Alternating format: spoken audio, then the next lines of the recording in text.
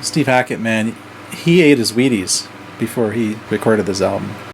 I am very privileged to have an advance copy of Steve Hackett's new album that's just coming out in February 16th, 2024, and it's called The Circus and the Nightwhale. Now, I'm not allowed to preview the music to you, but I can listen to it for the first time in front of a camera, make comments, condense this video into little highlights, so you can get a sense of what I think of the new album. It's not going to be a proper review, I can do that later, but it'll be kind of a reaction, a live reaction, and I hope you enjoy this video.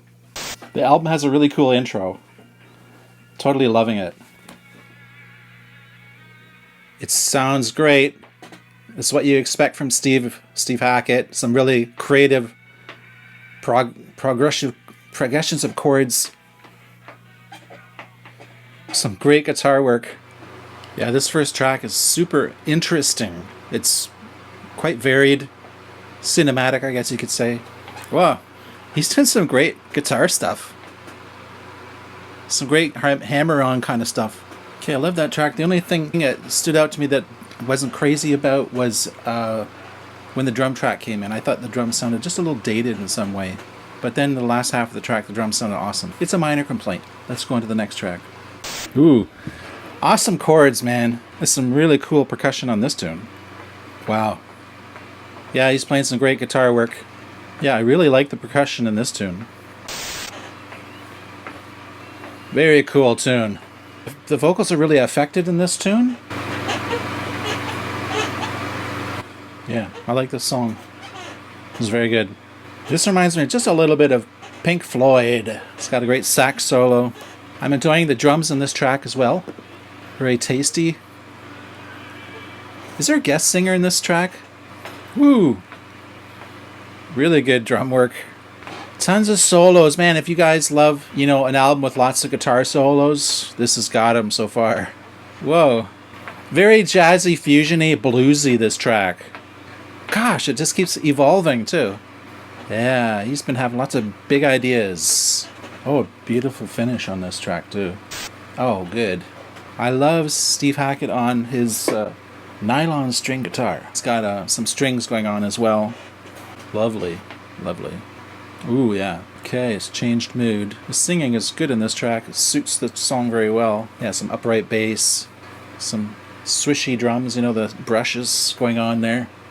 Oh, nice chord change. A lot of these tracks are mixing together. He does mention that it's a concept album. There's a main character throughout. That reminds me of a Genesis album. Something from Trick of the Tail or something. And then it goes on to sounding like yes! Some nice three-part harmonies, I think. Woo! Some nice piano. Oh, this song is just magical. A Moog bass line. Oh, right on. Drums coming in there.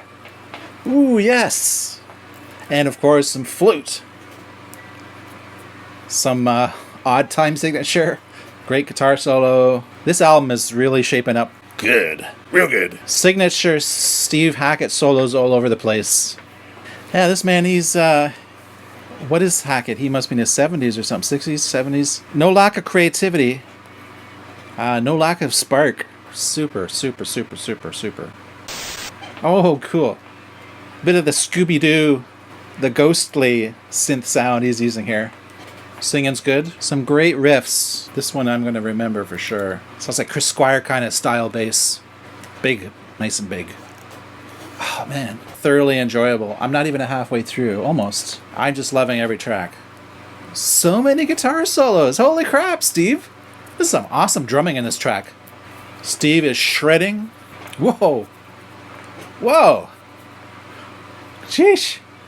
He's going to give Steve Howe a run for his money, I tell you. Steve Howe's going to listen to this and go, whoa, Steve's been practicing quite a bit, I can tell. Cool, man. It is just wicked, this tune. Woo. Sort of like a church choir here now. Oh, beautiful female voice. Oh, man. Gorgeous. This is the first track that's kind of pop-ish in a way. Nice harmonies, nice drum track, picked parts.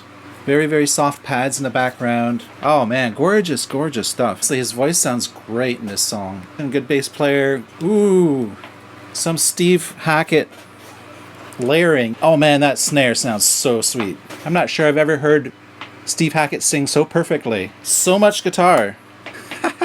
Guitarists around the world are going to rejoice about this album. This kind of reminds me of his early solo work.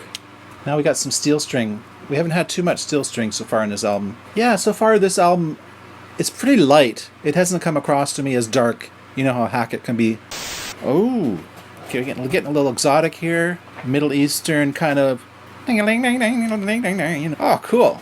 Yeah, some, we can call this maybe Iraq rock or Iraq rock. The lyrics come later. Once I know the music better, I start listening to the lyrics closer. So I'm liking the vocal delivery. Oh yeah, drums sound big. Honestly, any drummer is going to enjoy this album as well. More sax, heavily reverberated. The guitar sounds really cool. The tone is really, I guess you could say it's very modern. Cool. There's some blippy bloppy blippy. So much amazing guitar work on this album. I'm really impressed. Oh yeah. Yeah, this harkens again to his early solo work. A little more darker. Gosh, I would even give Rush a run for their money here. Rush in the 90s to me. Woo. Distorted soloing guitar is the centerpiece. What the heck is that? That's wild. Oh man, that's sweet. Oh man, I think that's supposed to be like whale sounds with guitar. That sounds great. He ate his Wheaties before he recorded this album. This is very atmospheric, very haunted, darkish track. Something's coming over the horizon. This is very cinematic. Could be used in a movie.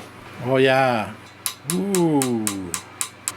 Whoa. Beautifulness. Because the album has been fairly go-go. Getting back to some rocking out a bit. Oh, nice chord changes. A bit of a straight ahead vibe on part of the song. The verse. Oh yeah, the chorus has a real payoff. Throw in those dark chords. Very good. And now a killer riff. Very Hackett-ish. Gosh, it just keeps moving and moving. Whoa.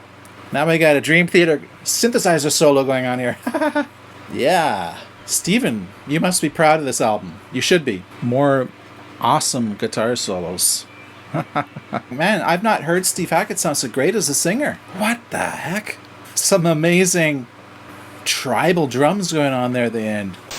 Got a Spanish guitar going. Yeah, this is a straight out classical style solo. Nice way to finish. Yeah, I definitely want to figure this out. Thanks, Steve. I should call you Uncle Steve. Uncle Steve! Uncle Stevie! Oh, yeah. A couple dark chords in there. Yeah, overall this album's fairly upbeat, you know? But I have to admit, one of the things that I love about Voyage of the Acolyte and Spectral Mornings is some of the darkness, you know? Maybe I was hoping there'd be just a little more darkness in this album, because he's really good with dark. So I loved that album. I guess I'll do a proper review. Am I going to give it like, okay, I have a score of 10. First time listening to it, I would give it like 8.5, 9.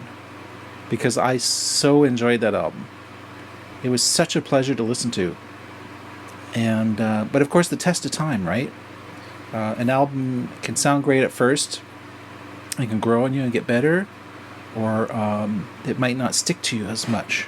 So that's unknown at this point, of course. My conclusion is for sure that this is one album you can't miss.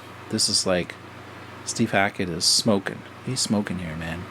Never bored. Just love this album. I sat right through it.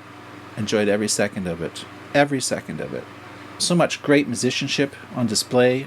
There's several guests he has, like Roger King, Rob Townsend, Jonas Reingold, Nad Sylvan, Craig Blundell, Amanda Lehman, Nick DeVirgilio, Hugo Degenhardt, Benedict Fenner, Malik Mansurov, and John Hackett. That's his bro.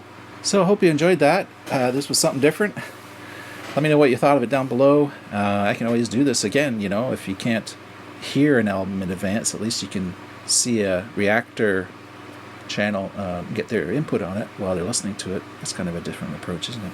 Okay, I'm spiraling out. Let's talk to you later. It's Dean. Bye-bye.